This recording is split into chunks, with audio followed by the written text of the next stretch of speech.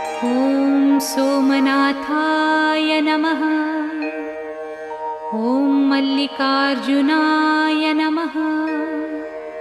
ॐ महाकालेश्वराय नमः।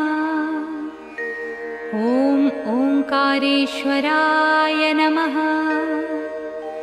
ॐ वैद्यनाथाय नमः।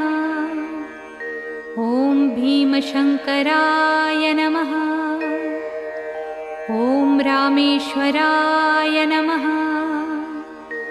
ॐ नागेश्वराय नमः। ॐ विश्वेश्वराय नमः। ॐ त्र्यम्बकेश्वराय नमः। ॐ केदारेश्वराय नमः।